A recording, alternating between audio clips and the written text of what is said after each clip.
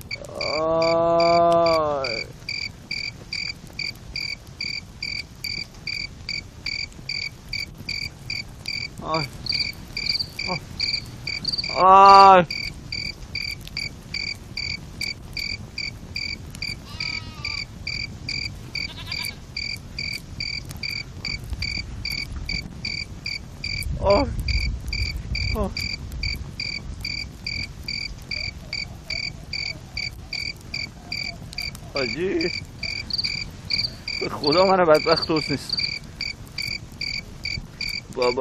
با چند تا از همشهریات قرار داشتم. اصلا پول نونتو میدم، خوبه؟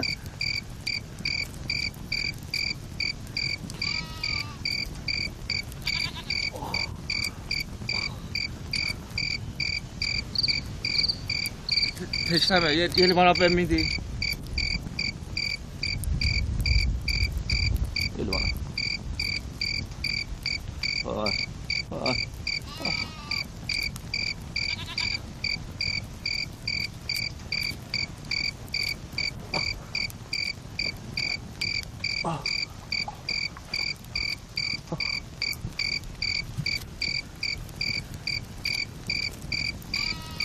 تو با این قیافه تو این کوی چی کار میکنی؟ من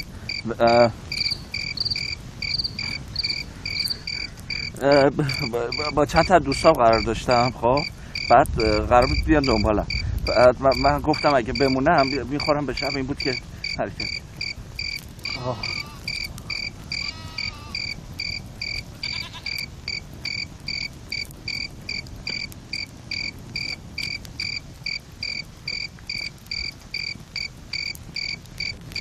آدم با دوستاش وسط این بیابان قرار میذاره. هم لب مرز قبلا گفتی که با همشهری شما قرار گذاشت، پس حرفاشو دوتا.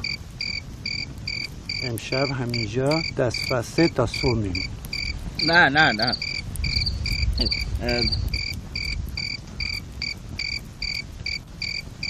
میخواستم از مرز رد شم.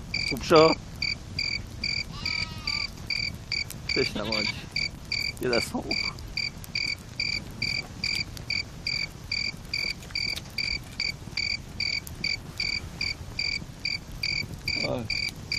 آی حاجی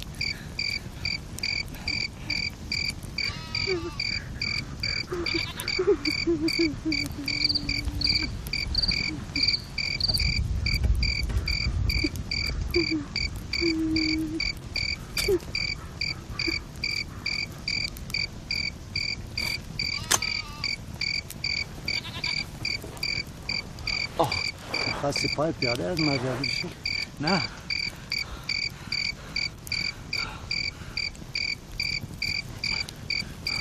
آب بکن حاجی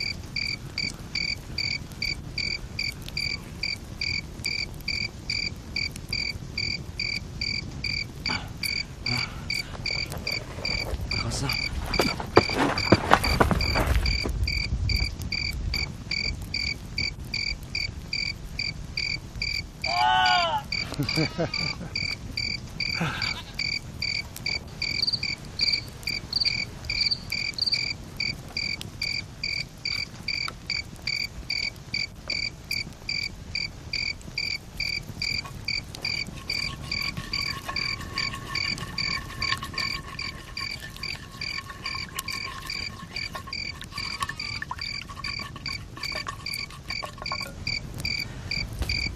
آی یواش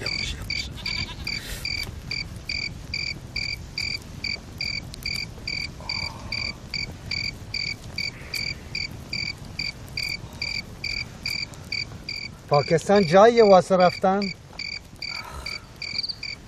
میگن از این ور راحت تره مرز آبی رو صفر گرفتن آها کی گفته اینجا رو شغل گرفتن؟ صبح اینجا چطوری میتونم برم شهر جایی هست ماشین بشه گرفت با ماشین تو 10-12 ساعت ره. یعنی چی؟ یعنی جاده نیست ماشین رد شه؟ پسر برادر من هر 3 روزی یک بار میاد اینجا برامون وسایل میاد صبر کن یا نه برو لب مرز با دوستان مهربانت از تو استقبال کنم راستی پسر برادرم امروز اینجا بود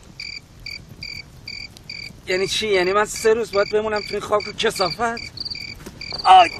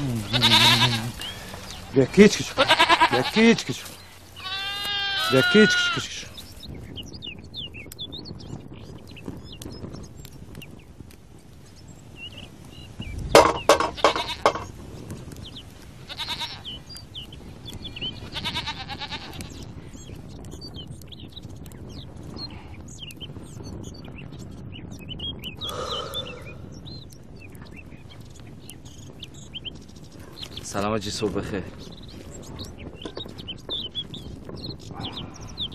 سلام ظهرت بخیر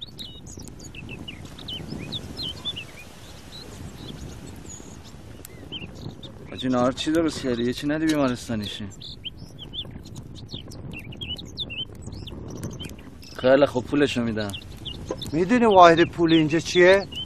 آبه آب از شاوردی قضا آجی جنگه؟ برو بابا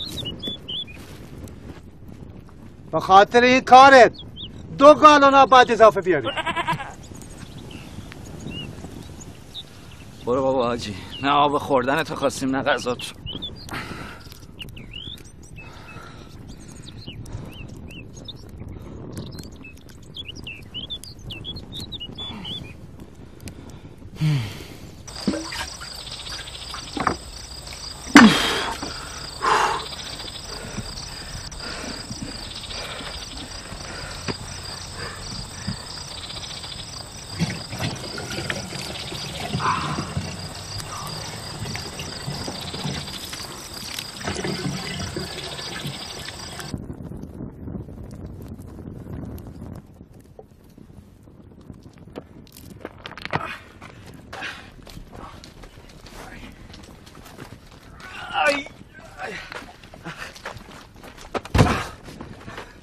بفرمایید سرنگ تموم شد.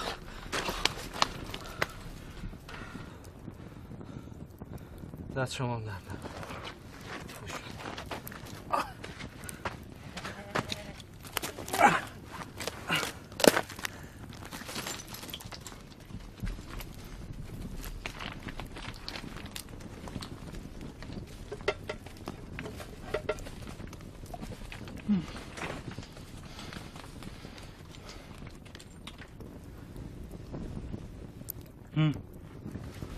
باید گل بگیرم. ها؟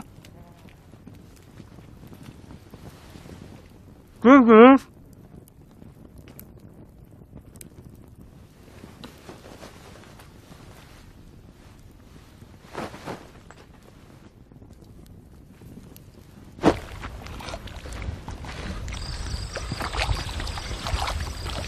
صدام زوگو باز خبر مکه کارت بکن. من که نفهمیدم چی گفتی ولی چشم. قابل توجه تو من پام درد میکرد. این خاک برای پاهت داروه.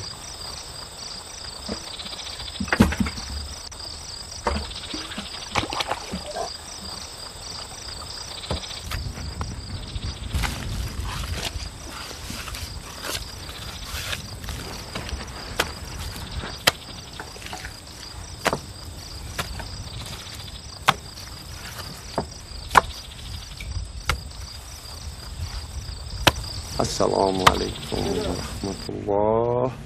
السلام علیکم و رحمت الله. شکر الحمدلله اله الا الله و محمد رسول الله. اللهم انت السلام و السلام بخیر دارستان تبارک متعال تیاز جلال و اکرام سمین و اتونا غفران اجمعین برحمتک یا ارحم الراحمین.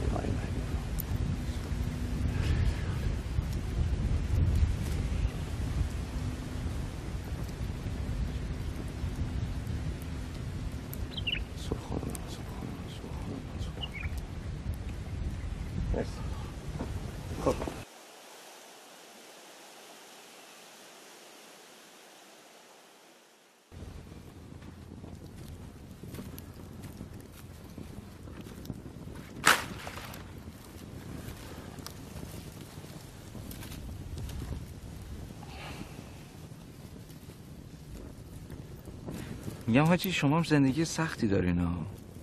جالبه ولی شما که اینقدر به مرز نزدیکین چرا نمیزنین بیرون ها؟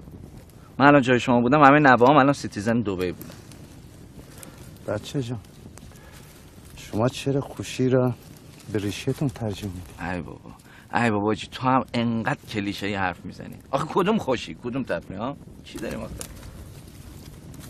این سرزمین ماته. ها؟ ماته مگه قرار شفاف باشه حاجی؟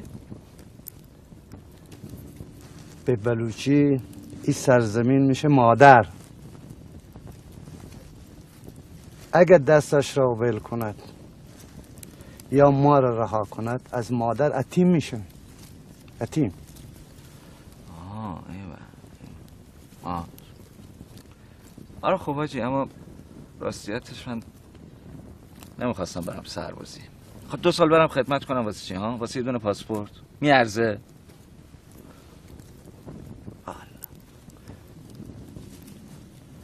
بچه من یه عمر دارم اینجا خدمت میکنم. پسرم هم اینجاست. شما تحمل 2 سال خدمت رو نداری؟ چی؟ خدمت میکنی؟ نظامی؟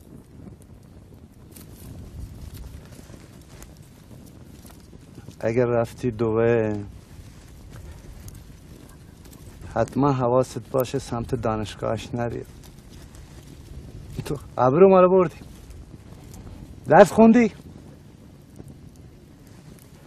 نمیدونی که ما مرز نشینیم؟ مرزداری این سرزمین این مملکت به دست ماست. ایوه آره خب میگم آجی این پسرت گوشونم میاد سر میزنه؟ نه همینجاست. همینجاست؟ او کمکش کرده الان من جاش واسه. یعنی چه حاجی؟ درست بگو منم بفهمم. ماسک تو گوشت بود، اونجا بغلش نشسته بودی، همون بود.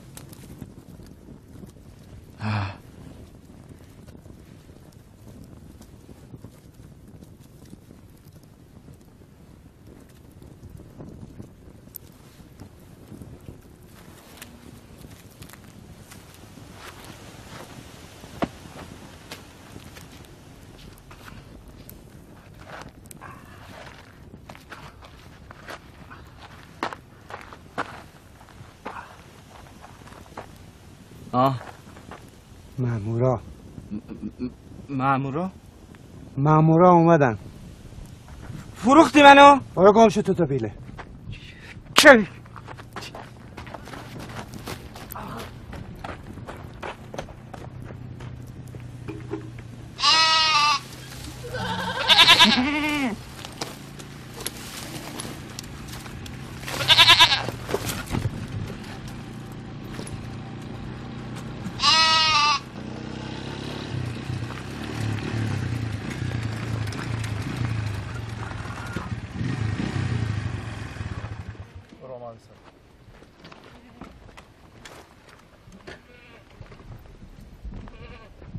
سلام علیکم سردار. علیکم سلام واجه. یا الله ناکجا واشه سلامت وجوده رو جوړ کړم.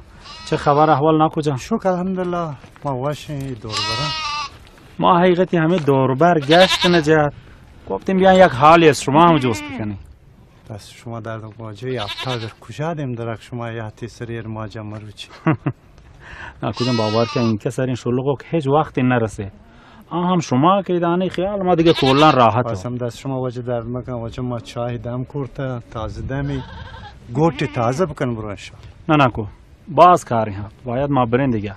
راستی زی یک گروه ارمیشان که قاچاق انسان کنه عادی مرز برین دستگیر این کرده که متاسفانه 3-4 نفر ازشان فرارش کرده تو رابطه ردشان انگیب تک رسیسیم بیده. راستی این دورو بران شما کسی را ندیسک مشکوک بود؟ تو پیشی نگرم پچه ندارم پرتو پچه ناراحته. خیلی هر پیم کشی ببو انشالله من دست پادنی بندانو انشالله پرتی سر کن. کجا مواظب بو ای پس باز دور مرو. نه پس اون هنچو داشته دلجم بو که انشالله که نیلا نیدیم آدم رو تشما بیای. خیلی خوب شو کجا. خدای رحمت کن برات ما را یاسر جانا. واقعا هنچک برات یا پارما همیشه همراهت این گویا دیگه. خدا بیامرزه. همچین خدا دادتگان شما رو واجه بیامرزه. نا کجا امر دستوریش نیست؟ خدا شما رو عزت دم واجه. بزرگوار واجه. منت باشه. دعا خیر. خدا حافظ.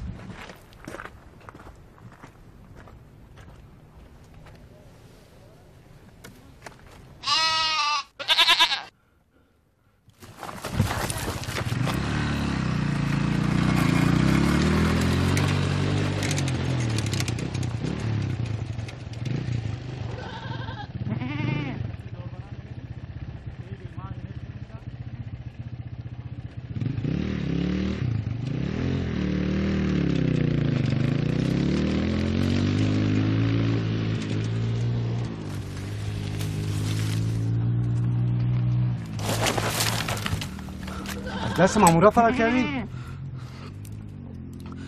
نه من اونجا نبودم.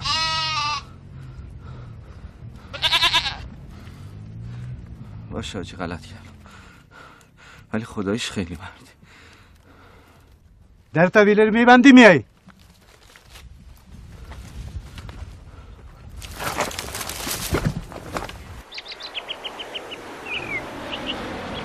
شرمندم حاجی. به خدا نمیدونستم اینجا مزار پسرته. میگم چی شد یاسر فوت کرد؟ مریض بود یا مار یعقوب چیزی نشسته؟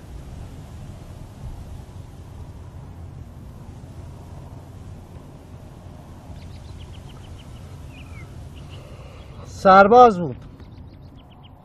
یه روزی همین دور برا گشت میزد درگیر شد شهید شد. همیشه من همیشه دفنش کردم و کنارش زندگیم.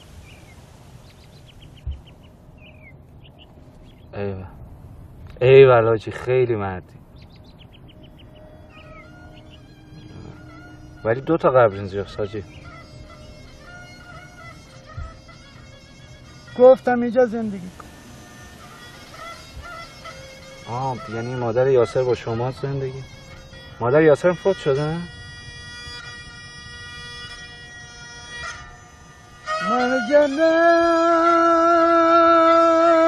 کافت دل جاشا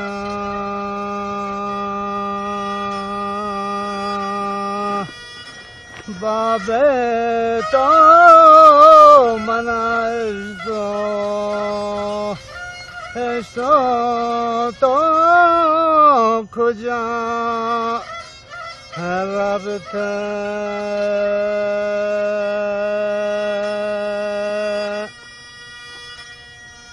من جنانی کن باب پندله جوشا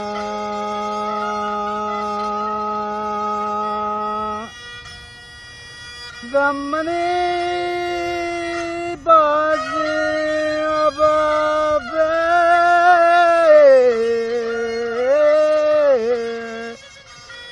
درد منی هزاره.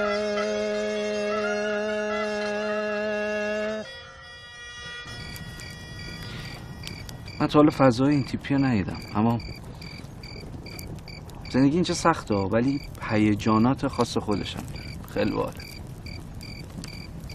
شما خانواده هم داری؟ کسی نگرانت نمیشه؟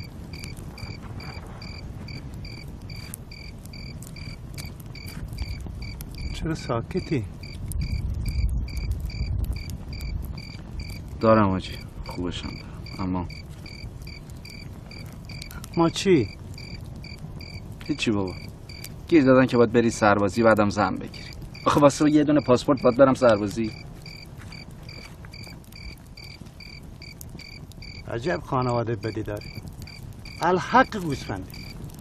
ای بابا حاجی، تو هم هی بد و بیرا بگو. اما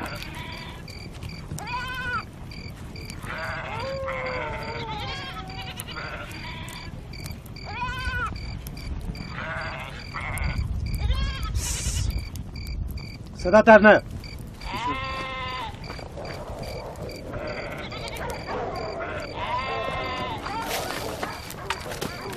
اینو بگی روشن کن. دزد حاجی؟ نه شغاله. یا خدا، گفتم هیجان داره اما نه دیگه تا این حد. با چیزی ها صحبت نکن. خدا.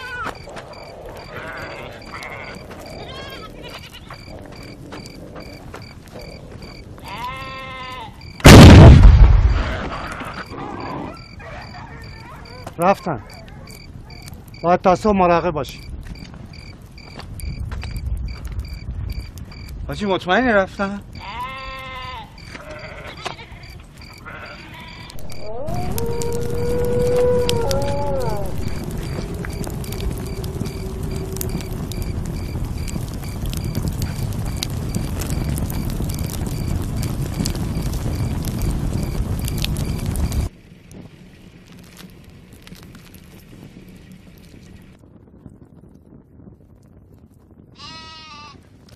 خسته نباشید. دیگه تمام شد. شما هم خسته نباشید. پاشو برو دستورتت را بشو. صبحانه آماده. قربونت حاجی، شما خودت بزن روشن شی، من میرم میخوابم. بیا صبحانه تو بخور بخواب. تا ظهر بیشتر وقت نداریم ها. بله باشه چشم.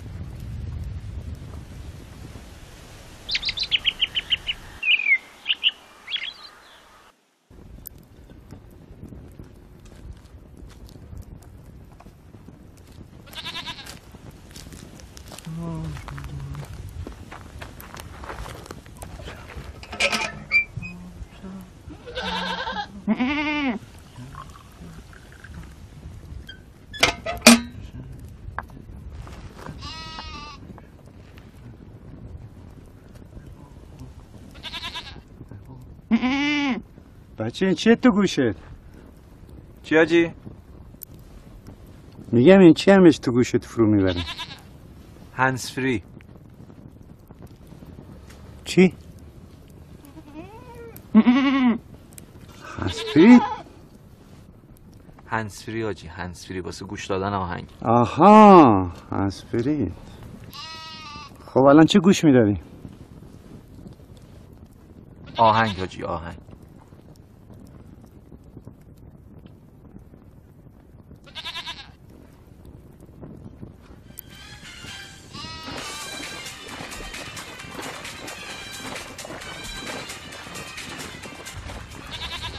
کلام اگه چونه واسه چیزیو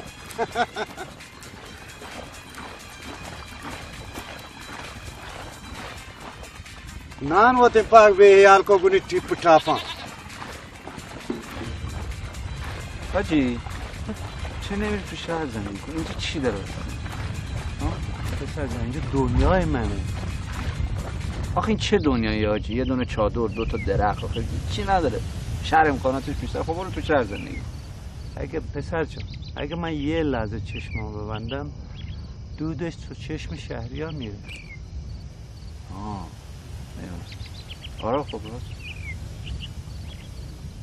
راستی این صداش تموم شد. اسپریت چه صداش تموم شد. آره شارژش تموم شد دیگه. شارژش تموم شد. آره اصلا زور نداره. ایوه زورش تموم شد. خدا وکیلی از اصلا ما رو از نهار و همه چیز یادمون رفت. ما رو بعد درس انداخت خودش. چه خبر؟ واجب کجا؟ آجا مردم شهر. چیه تو؟ لازم اینه.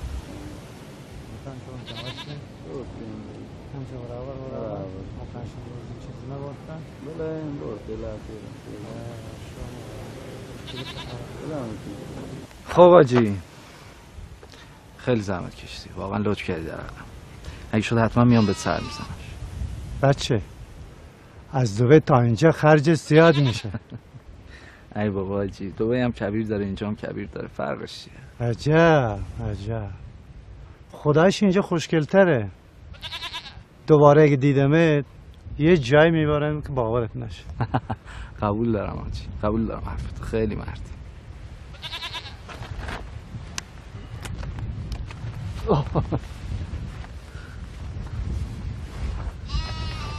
خداحافظ. کجا زیاد خوشحالی این راه؟ ای بابا حاجی. بله چشم.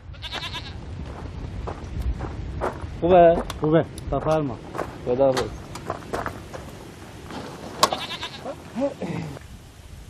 راستی حاجی اسمتو نپرسیدم، باورت میشه؟ من هم راستی اسم شما رو نپرسیدم. من حامدم. به من هم بگو ناکو. ناکو؟ رسول ناکو یعنی چی؟ یعنی عمو. خداحافظ عمو ناکو.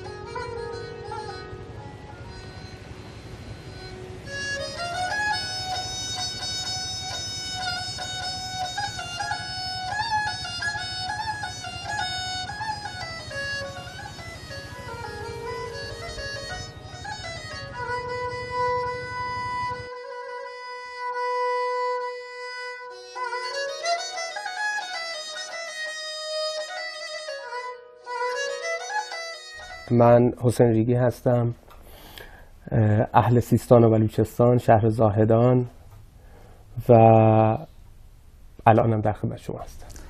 به هر حال خوشحال هستیم که در خدمتتون هستیم. من کارتون رو دیدم و به سهم خودم خیلی پسندیدم. امیدوارم که مخاطبین ما لذت برده باشن.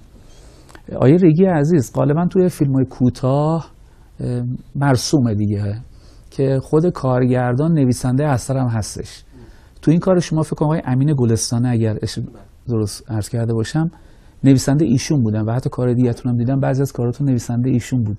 این تعامل به چه گونه است؟ یعنی کمک کرده یا اینکه عرضم به حضور شما که خب معمولا فیلم کوتاه اون زمانی که ما شروع کردیم توی سینما جوان خود کارگردان یه ایده به ذهنش میرسید مینوشت و میرفت دوربین جلوی دوربین و کار میکرد. حالا نهایتاً چون فیلم برداری بلد نبود نمیگرفت، صدا برداری هم بلد نبود، اگه اون هم بلد بود خودش میگرفت، چون میدونیم فیلم کوتاه بالاخره جایی برای عرضه نداشت که ما مثلا بخواد به صورت حرفه‌ای و مثل سینمای حرفه‌ای واردش بشیم و بتونه هر کسی کار خودش انجام بده. آزمون و خطا بود. یعنی من خودم هم فیلم برداری کردم، هم صدا برداری کردم، همه کارا انجام دادم، نویسندگیش هم کردم، انجام دادم و به خاطر اینکه هم تجربه بکنم، هم که پولشو نداشتیم بدیم که این کارا انجام بشه در حالا مثلا 10-12 سال پیش. خب دوستان پیشنهاد دادن که یکی دو قسمت فیلم، یعنی یکی دو تا فیلم کوتاه کار بکنیم.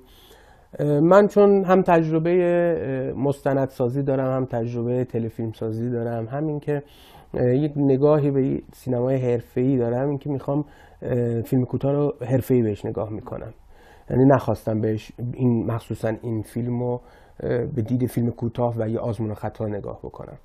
به خاطر همین اومدم با دوستم آقای گلستان صحبت کردم، یه طرحی داشتم، ایده‌ای داشتیم و نشستیم با هم دیگه روی این فیلمنامه کار کردیم. من اعتقاد دارم که توی هر کاری، نه تنها فیلم سازی، توی هر کاری اگر مشورت وجود داشته باشه از کسایی که اهل کار هستن و اهل فن هستن، قطعا روی کار تاثیر مثبت میتونه بذاره.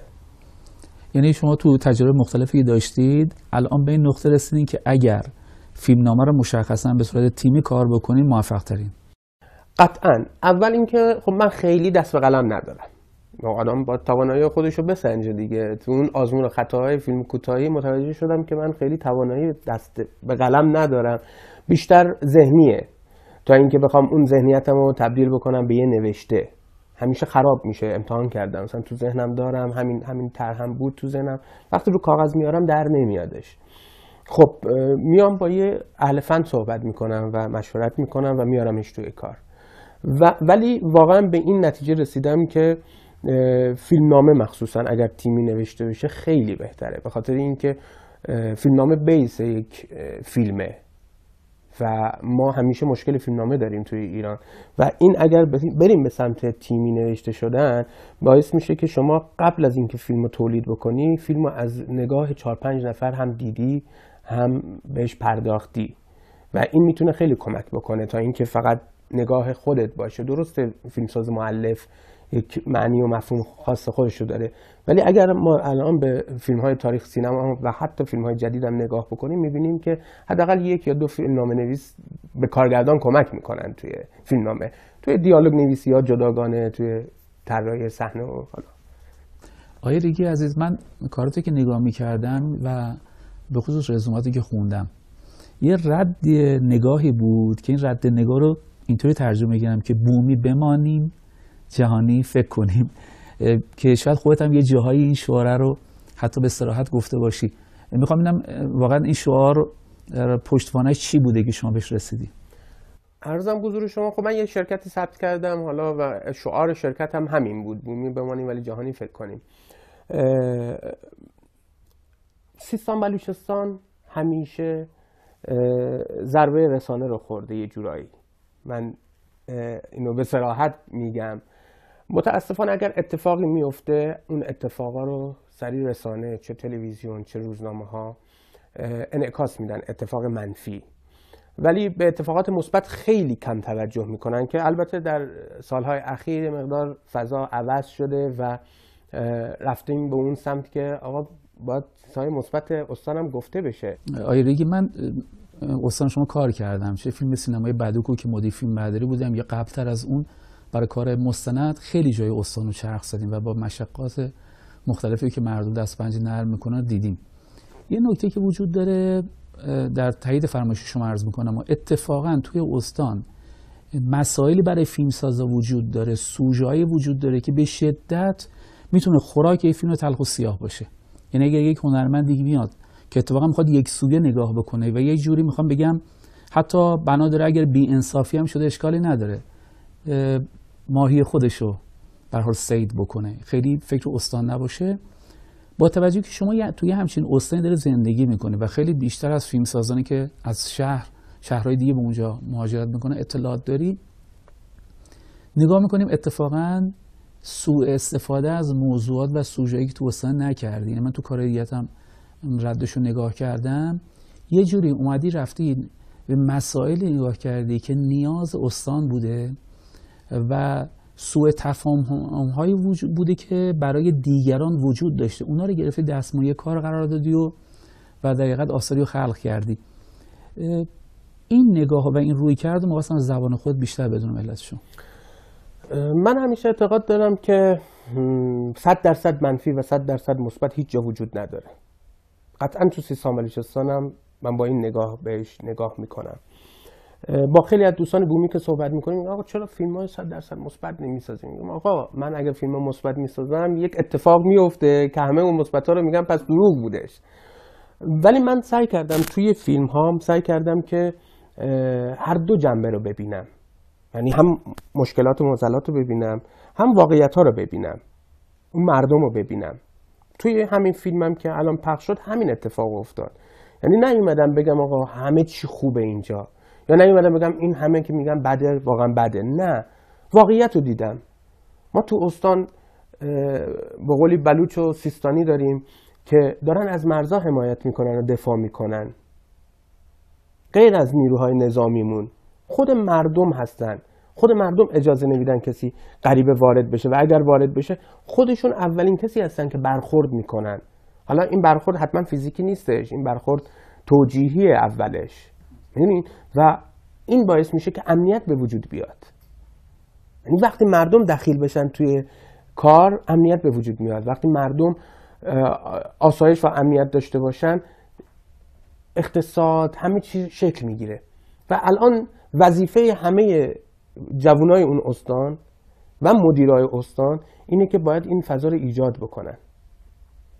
و قصه اینه که من هم توی کارهام رفتم اون چیزهایی که شاید تو این چند سالی که حالا از خدا عمر گرفتم و دیدم مسائلی که به من انعکاس داده شده، من اونا رو گرفتم، حالا تبدیلش کردم به یه فیلم و دوباره عرضه کردم به دوستانی که اون حرفا رو به من زدن. نگاه منفی به استان داشتم، من همون نگاه منفی رو گرفتم، حالا یه چیزای دیگه مثبت بهش اضافه کردم که آقا اگه یه منفی وجود داره 5 تا مثبت هم کنارش وجود داره، اونا رو هم ببینیم. یعنی مگه درست استنباط کرده باشم آقای حسین ریگی مترش و مبناش رو برام گذاشته که به عنوان فیلمساز هم دلسوز هم منصف، یعنی اون ور قضیه نگاهی که به حوادث داره میکنه بیشتر نگاه منصفانه است، واقع بینانه است، تا اینکه تلخ یا برعکس خیلی خوشبینانه. من آدمی نیستم که درگیر مسائل سیاسی بشم، هیچ وقت نخواستم این ور یا اون ور باشم یا حرف خاصی بزنم که حالا به جای خاصی بر بخوره. همیشه خواستم حرف مردم رو بزنم و به خاطر همین بود که من از تهران پا میشم میرم وقتی دوره فیلمسازیم تمام میشه سیستان بلوچستان، چون میگن اون مردم حرف دارن، اونی که توی دورترین روستای اون استان وجود داره. شما نگاه کنیم ما از اینجا تا سیستان بلوچستان 1700 کیلومتر فاصله داریم، یعنی با پرواز 1 ساعت و 45 دقیقه، 1 ساعت و 40 دقیقه، با قطار 23 ساعت، با اتوبوس 16 ساعت. برای هیچ فیلمسازی نمیصرفه که تو سیستان بلوچستان فیلم بسازه از نظر اقتصادی. پس کی باید این کار انجام بده؟ بچهای بومی اون استان انجام بده. حالا توی خود استان از نقطه شمالی استان تا نقطه جنوبی استان 12 ساعت راه با ماشین، یعنی 1200 کیلومتر فاصله است. 500 کیلومتر از تهران تا مرکز ما کمتره. خود شمال تا جنوب استان 1200 کیلومتر. ما 900 کیلومتر مرز داریم، 300 کیلومتر مرز آبی داریم. پهناورترین استان کشوره. خب اونی که تو دورترین نقطه اون استان هست، یعنی با مرکز استان حداقل 7-8 ساعت فاصله داره.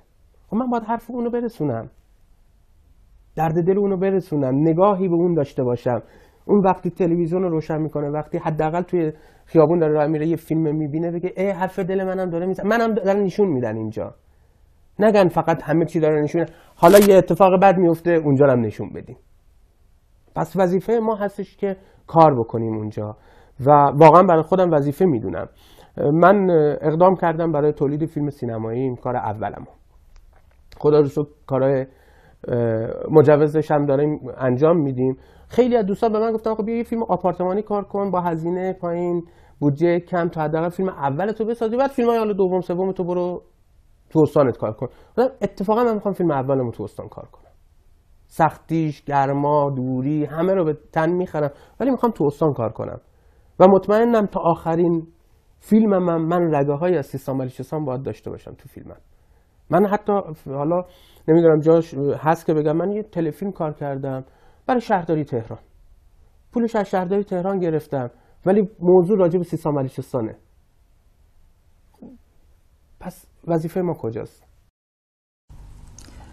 آقای حسین ریگی عزیز، لابلای فرمایشات دقت میکردم یه اشاره داشتی که من فیلمساز سیاسی نیستم.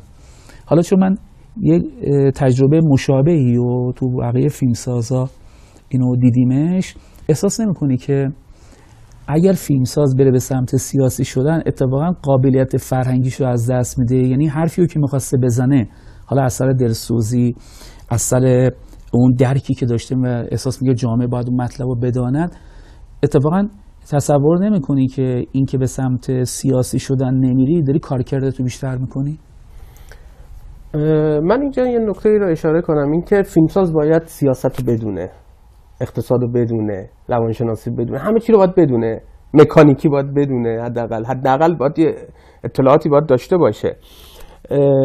قطعا فیلمساز باید سیاست رو بدونه و خودش شخصا آدم سیاسی هم هست. قطعا هممون نگرش های سیاسی خاص خودمون رو داریم، نگاه های به قولی اجتماعی خودمون رو داریم، ولی توی فیلم نه.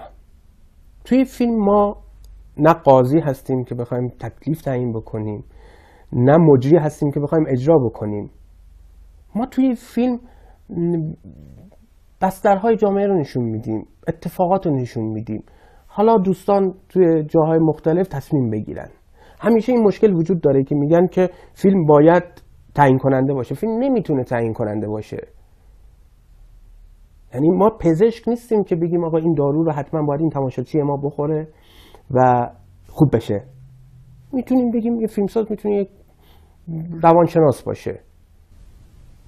در حقیقت شما فیلمساز به کاملتر بخوام بگم به عنوان یه عنصر فرهنگی که احساس میکنی در اون خطه‌ای که داره زندگی میکنی یه مجموعه دردها، مجموعه مسائل، مجموعه موضوعاتی وجود داره که باید اینو بازش بکنی، کمی تفسیرش بکنی، کمی به گوش کسانی که از این مجموعه دورن برسونین. حالا کار اوناست، نه کار اوناست که دیگه وارد گیری باید بکنن. دقیقاً همینه.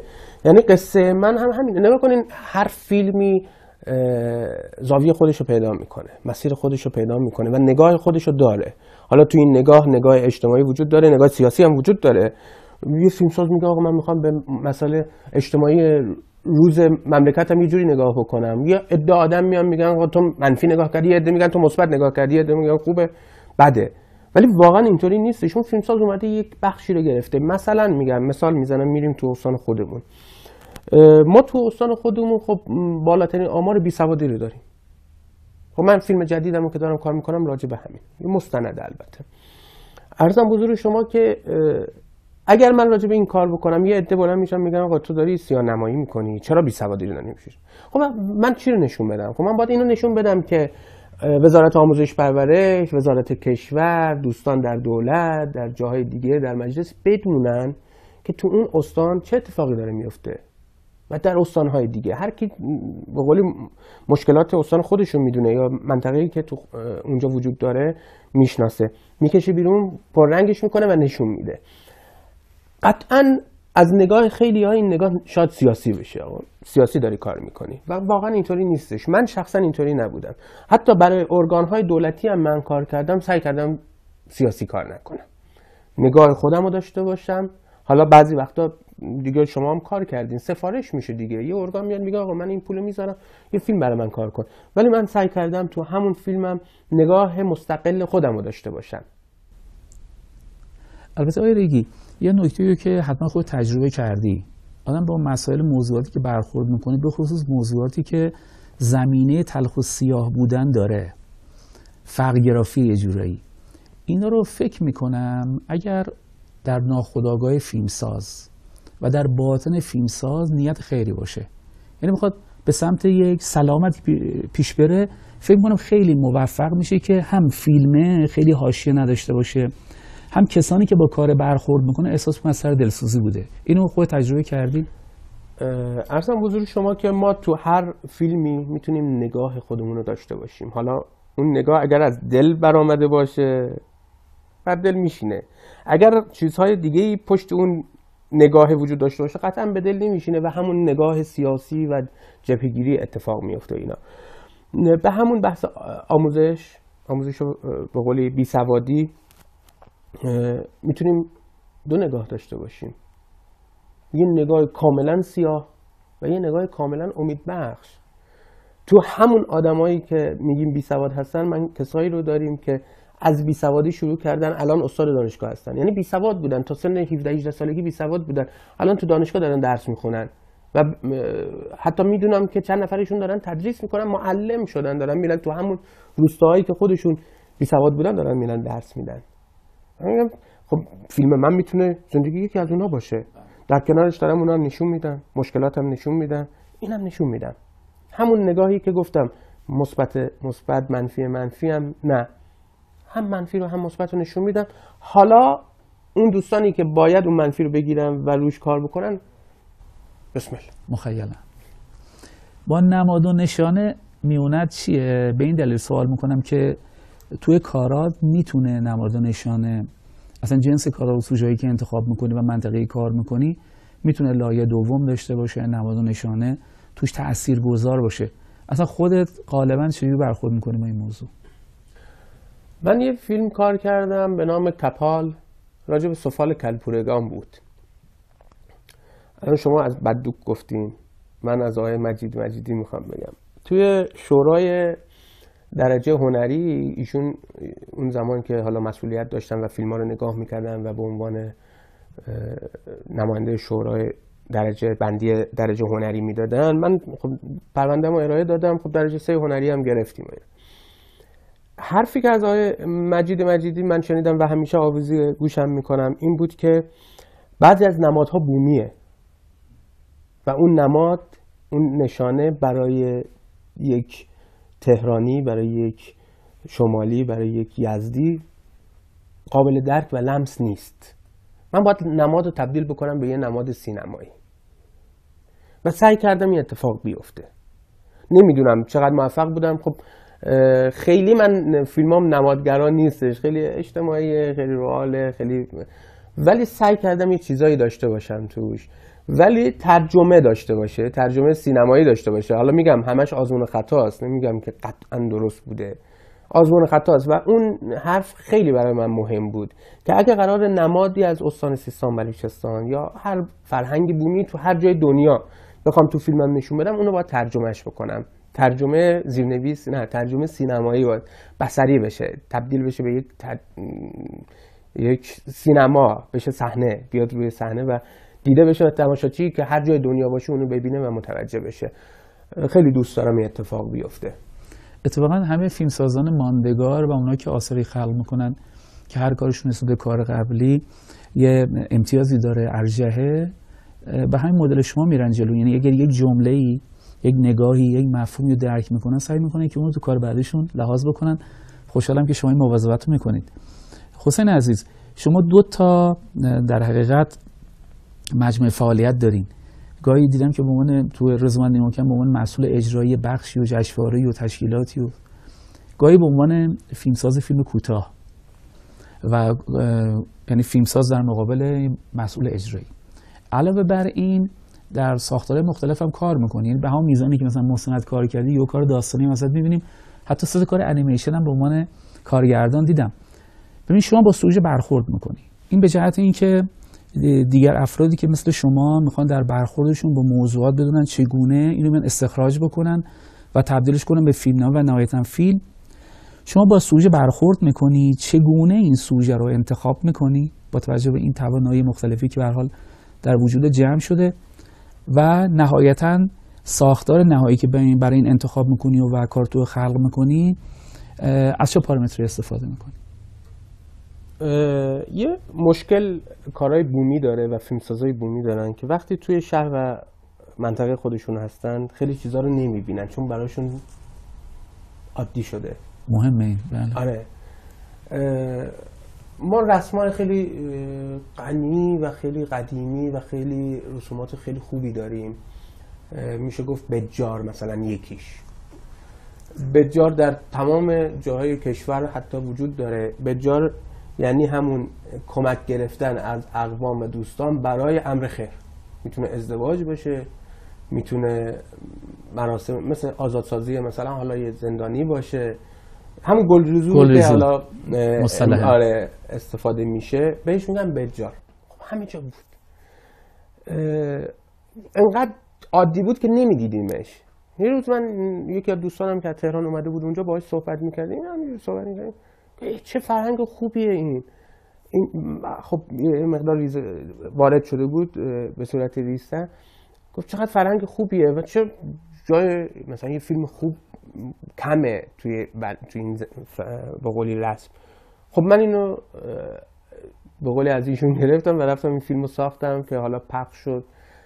فیلم بعدی هم نیست، دوستش دارم. البته خب برای تلویزیون کار کردم، حالا با نگاه فیلم کوتاهی نبودش و اینا، کاملا توریستی بودش فیلم.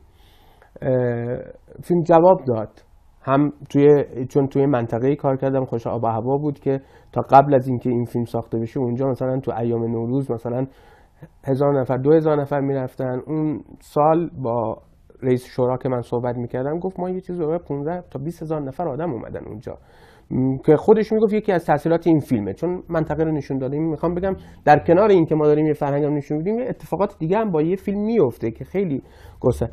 میخوام بگم به این نکته برسم، ما سال 76 جشنواره بود، همه هنرمندا اومده بودن اونجا و صحبتی که ما اونجا داشتیم همین بود. اونا یه چیزایی رو میدیدن که برای ما عادی بودش. آقای خمسه بود، خیلی از دوستان بودن که اونجا تشریف آورده بودن و دیدم که پس الان من باید هر چی از این استان دارم پاک کنم تو ذهنم و به عنوان یک شخص سوم دوباره به قصه نگاه بکنم و اون چیزایی که خیلی عادیه که نه راجع به این کار نمی‌کنیم، مثلا دوستان نه این که خیلی مثلا دیدیم، ما دیدیم ولی بقیه که ندیدن، روش سعی می‌کنم اونا رو بگیرم یه مقدار پررنگ بکنم و روشون کار بکنم. البته نکته که اشاره کردی خیلی مهمه ها. حالا من یه خاطری که خودم دارم از این قصه، مثلا ما هر دفعه که منطقه عملیاتی می‌رفتیم برای فیلم برداری، یه مدتی که زیاد میموندیم اونجا دیگه خیلی از چیزا رو نمیدیدیم و برام جالب بود. می اومدیم یکی 2 ماه فاصله میافتاد، بعد 2 ماه که میرفتیم باز چیزای نوعی بود. حالا از همین مطلب استفاده بکنیم.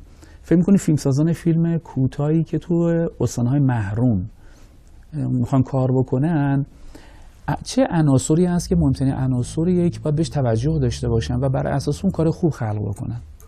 غیر از این موردی که اشاره کردی، شما گفتی خوب دیدن، یعنی خوب دیدن موضوعات پیرامونت.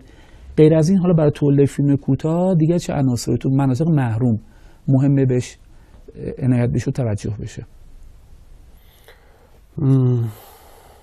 یکم سوال خیلی پیچیده میشه چون یکم حسیه، یه جورایی اون چیزی که توی سیستان بلوچستان وجود داره قطعا برای مثلا آذربایجان یا برای خراسان خب متفاوت فرهنگ ها، این که من بخوام، ولی بهترین اتفاقی که میتونه بیفته اینه که مطالعه بکنیم راجع به تاریخ منطقه خودمون.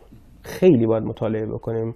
من همیشه خب من الان چند وقتی که حالا تهران زندگی میکنم به خاطر ادامه فعالیت‌های حالا فیلمسازیم و مجبورم که اومدم تهران، وقتی برمیگردم اونجا سعی میکنم از فرصت استفاده بکنم، با این محقق، با اون پژوهشگر، با اون دوست مستندساز میشینیم صحبت میکنیم و باور کنین همون اتفاقی که الان شما فرمودین که وقتی بعد از 2-3 ماه برمیگردی چیزای جدید میبینی، شهر من اینطوری بود، مثلا باور میکنی بعضی وقتا میبینم این ساختمان، بعد میگم این ساختمان که میگیم ساختمان 10 سال بود ولی من نمیدیدمش این ساختمانو.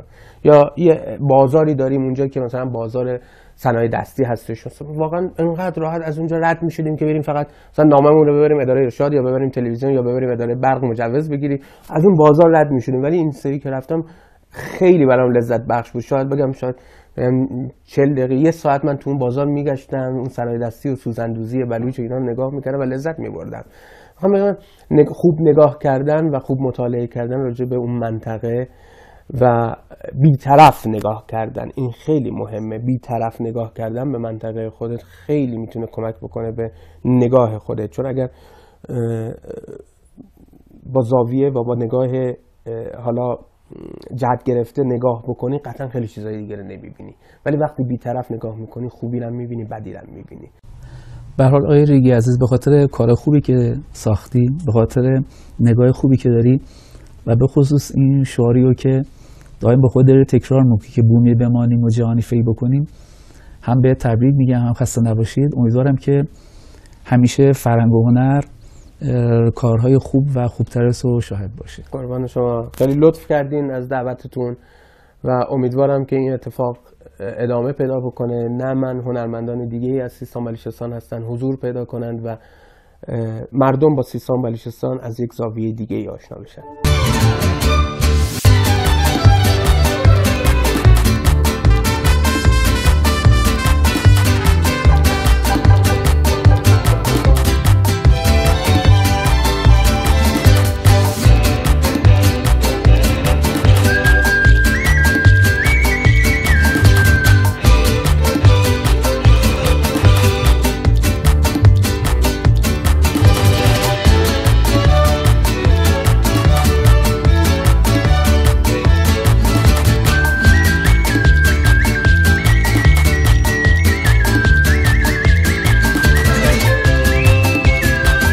مندی که تنها و تنها با دیروزش زندگی می کند به فرداها نخواهد رسید.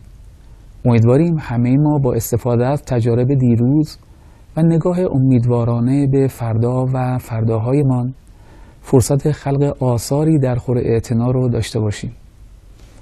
دعوت میکنم از عزیزانی که مایلن آثار و فیلم‌های کوتاهشون در برنامه چشم شیشه‌ای به نمایش گذاشته بشه، از طریق ایمیل آدرس تقدیمی با ما تماس داشته باشند.